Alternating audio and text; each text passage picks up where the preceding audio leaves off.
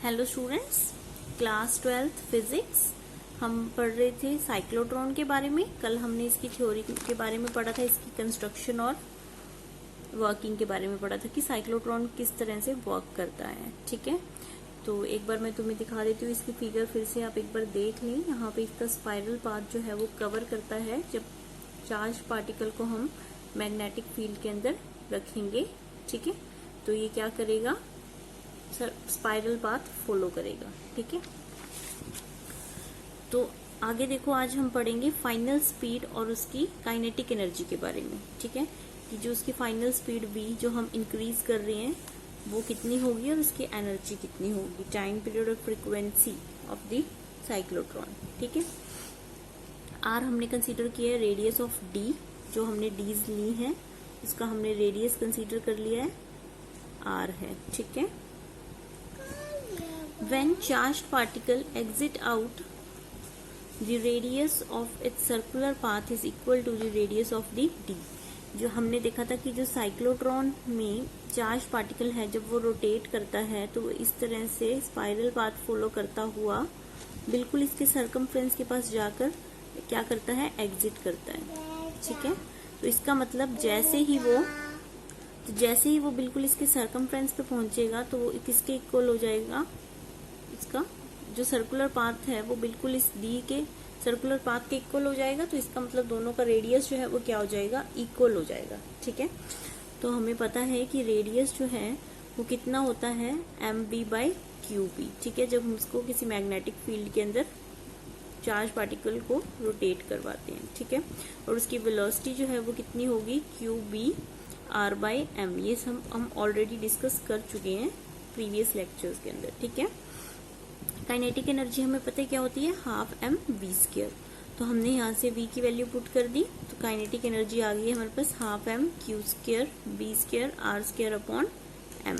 ठीक है, तो अब देखो, अब टाइम पीरियड चाहिए हमें +q चार्ज के लिए फॉर सर्कुलर मोशन। जब वो एक सर्कुलर मोशन कंप्लीट करेगा, ठीक है, तो उसके अंदर उसको कितना टाइम लग रहा है, एक सर्कल कंप्लीट करने में कितना टाइम लगता है क्यू चार्ज को। जब हम उसको मैग्नेटिक फील्ड के अंदर रखते हैं तो कितना टाइम लगता है उसको, t = 2πm/qb। ठीक है, तो इसकी फ्रीक्वेंसी कैसे निकलेगी, फ्रीक्वेंसी = 1/टाइम। तो 1/टाइम पीरियड से अगर हम करेंगे तो यहाँ पे आ जाएगा qb/2πm। ठीक है, तो इन 1 complete circle of q oscillator should give 1 positive cycle and 1 negative cycle.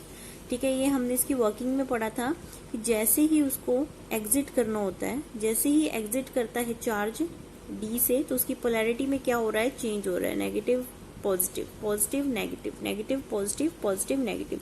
तो ऑसिलेटर का क्या काम है, उसको पोलैरिटी को चेंज करवाना। ठीक है, तो जितनी देर में वो एक सर्कल कंप्लीट करता है, ऑसिलेटर को एक साइकिल क्या करनी है, कंप्लीट करनी है, एक पॉजिटिव साइकिल और एक नेगेटिव साइकिल। ठीक है, एक बार इसको पॉजिटिव करना है, एक बार इसको नेगेटिव करना है, जितनी देर में ये क्या करेगा, एक सर्कल कंप्लीट करेगा। ठीक है, तो इसका मतलब हमने यहाँ पे कौन सी करंट ली थी, एसी करंट। ठीक है, जो क्या कर रही है, ऑल्टरनेटिवली चेंज हो रही है। ठीक है, तो हम इसमें अगर देखें इसका ग्राफ, तो एक इसके अंदर पॉजिटिव साइकिल बन रही है, दूसरी क्या है, नेगेटिव साइकिल।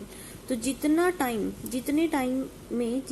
टाइम में वो एक चक्कर कंप्लीट करेगा चार्ज पार्टिकल, उतना ही टाइम इसको लगेगा अपनी पोलैरिटी चेंज करने के लिए, तो उतनी ही देर में ये एक साइकिल कंप्लीट करेगा। ठीक है, तो इसका जो टाइम पीरियड होगा वो इस सर्कल के टाइम पीरियड के क्या होगा, बिल्कुल सेम होगा। तो हम कह सकते हैं कि इसको जितना टाइम लग रहा है उतना ही टाइम इसको लगेगा अपनी एक साइकिल कंप्लीट करने में, ऑसिलेटर को। तो टाइम पीरियड जो है सर्कुलर मोशन का किसके इक्वल होगा, टाइम पीरियड ऑफ एसी। ठीक है, तो ऑल्टरनेटिव करंट के इक्वल होगा। तो यहाँ से देखो, हम इसको लिख सकते हैं 2πm/qb के इक्वल आ गया ये हमारे पास। ठीक है, जो ऑसिलेटर अपनी साइकिल चेंज कर रहा है बार बार, वो इसके क्या होगा, टाइम पीरियड के इक्वलेंट ही लगेगा उसको टाइम। ठीक है, तो यहाँ से इसकी जो टाइम पीरियड है हमने नोट किया 2πm/qb आ गया है। और इसकी फ्रीक्वेंसी अगर आपको फाइंड आउट करनी है तो इसको हम लिखेंगे fc। तो फ्रीक्वेंसी क्या हो जाएगी, 1/टाइम पीरियड। तो 1/टाइम पीरियड करोगे तो क्या आ जाएगा, qb/2πm। और ये कौन सी फ्रीक्वेंसी है, साइक्लोट्रॉन फ्रीक्वेंसी। ठीक है, इसको क्या बोला जाता है, साइक्लोट्रॉन फ्रीक्वेंसी, ये आपको याद होनी चाहिए। तो इस फ्रीक्वेंसी के साथ ये क्या करेगा, मोशन करेगा।